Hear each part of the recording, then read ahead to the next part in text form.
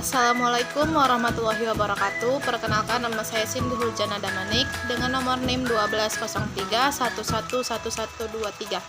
Saya dari kelas PGSD reguler A 2020. Di sini saya akan membuat sebuah video sebagai pemenuhan tugas pada mata kuliah Psikologi Pendidikan yang diampu oleh Bapak Hairul Usman SSI MPD. Assalamualaikum warahmatullahi wabarakatuh. Waalaikumsalam warahmatullahi wabarakatuh. Perkenalkan, nama kakak Cindy Huljana Damanik. Kalian bisa panggil kakak Cindy. Sebelum kita memulai pelajaran kita siang hari ini, ada baiknya kita membacakan Al-Fatihah terlebih dahulu, disambung dengan membacakan Pancasila bersama-sama. Mari dimulai. A'udzu billahi minasyaitonir rajim. Bismillahirrahmanirrahim. Alhamdulillahi rabbil alamin. Ar-Rahmanir Rahim. Maliki yaumiddin. Iyyaka na'budu wa iyyaka nasta'in. Ihdinas shiratal mustaqim. Shiratal ladzina an'amta 'alaihim ghairil maghdubi 'alaihim waladdallin. Amin. Pancasila. 1. Ketuhanan yang Maha Esa. 2. Kemanusiaan yang adil dan beradab. 3. Persatuan Indonesia. 4. Kerakyatan yang dipimpin oleh hikmat kebijaksanaan dalam permusyawaratan perwakilan. 5. Keadilan sosial bagi seluruh rakyat Indonesia. Baik, terima kasih. Selanjutnya kita akan absensi terlebih dahulu ya. Yang pertama, Hafiz Damanik. Perkenalkan, nama saya Damanik. Hobi saya memancing dan cita-cita saya menjadi guru agama. Hairani Damanik.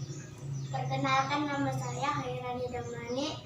Hobi saya membaca, cita-cita saya menjadi guru. Muhammad Tiansar Aritona. Perkenalkan, nama saya Muhammad Yansar Aritona. Hobi saya main bola. Cita-cita saya jadi guru. Selanjutnya di sini kakak akan menceritakan tentang Malin Kundang. Ada yang udah tahu belum ceritanya gimana? Udah. Kak, Ada yang udah tahu? Udah. Ayo Hafiz, udah tahu kayak mana ceritanya, penggaulan ceritanya tuh gimana?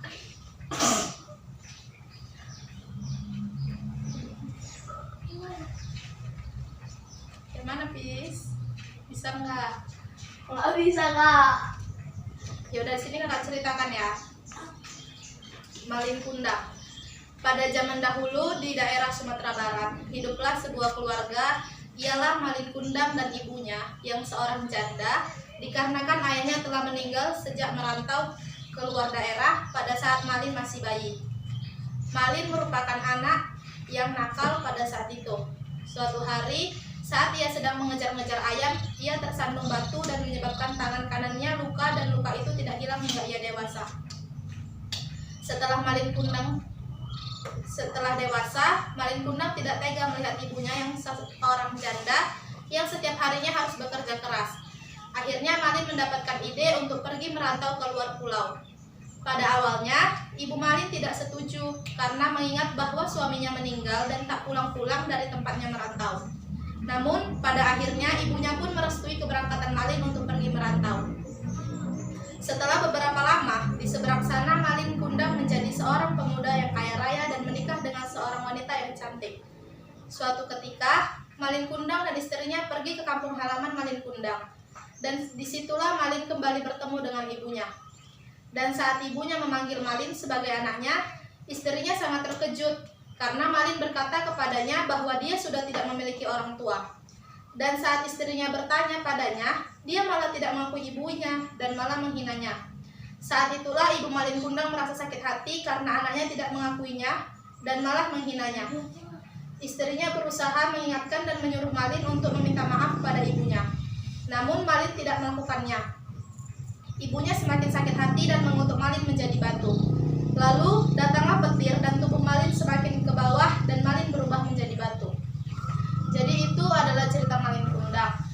dari cerita itu apa sih yang bisa kita petik untuk menjadi anak yang baik?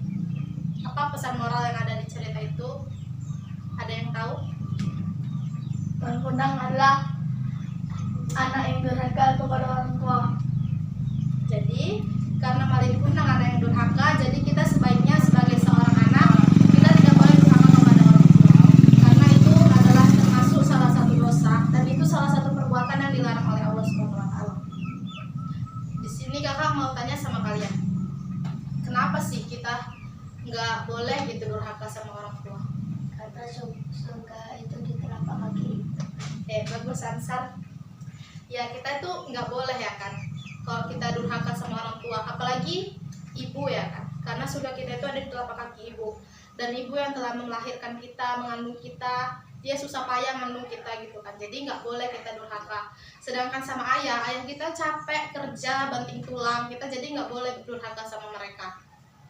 Selanjutnya kakak tanya, kakak rasa pertanyaan ini kalian juga sering ngelakuin ya? Siapa yang ujiannya masih nyontek? Siapa yang di sini ujiannya masih nyontek? Kenapa habis nyontek? Kenapa Pak? Atau jawabannya Kenapa sebelumnya nggak belajar? main-main. Itu nggak boleh ya, jangan kayak gitu. Karena kalau ujian itu kita harus jujur, karena itu benar-benar kayak kemampuan kita. Di situ kejujuran kita itu diasah gitu kan. Jadi kalau kita ujian itu jawab aja semana sebisa kita, semampu kita. Yang penting kita jujur. Seperti itu ya, jangan kita contek.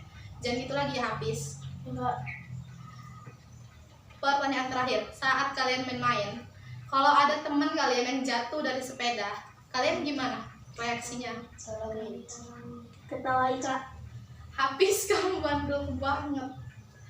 Ya, jadi kamu harus jadi kayak Aira dan Tiansar ya, jadi kayak Ansar. Mereka kalau ada temen yang jatuh itu ditolongi, jangan diejeki, jangan diketawain, ditolongi, nggak boleh gitu ya. Oke, selanjutnya sini kakak ada beberapa sikap yang harus ini kakak buat kalian diskusi ya. Ini ada di sini ada beberapa sikap seperti jujur, boros, disiplin, egois, toleransi dan sebagainya. Lalu di sini ada dua kategori. Dia itu tidak boleh dilakukan atau harus kita lakukan. Cara mengerjakannya itu kalian tinggal menarik garis yang sesuai dengan kategorinya. Misal di sini kasih contoh, boros itu tidak boleh dilakukan karena dia itu perbuatan tercela. Dan kerjasama ini harus kita lakukan karena dia merupakan termasuk ke perbuatan terpuji. Udah paham cara mengerjakannya? Paham Kak. Ini kakak kasih lembarannya. Kalau nggak ada. Ini di sini. Aku dulu, aku aja.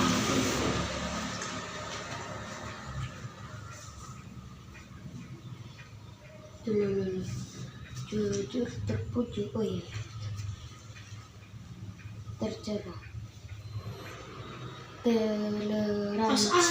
Toleransi lah. Udah siap? Udah kak? Ya bagus. Demikianlah pelajaran kita pada siang hari ini. Sebelum kita pulang, kita baca surah Al-Ikhlas terlebih dahulu ya. Kak. Bacaan dimulai. A'udzu billahi minasyaitonir rajim. Bismillahirrahmanirrahim. Qul huwallahu ahad. Allahus samad. Lam yalid wa lam yulad wa lam yakul lahu kufuwan ahad.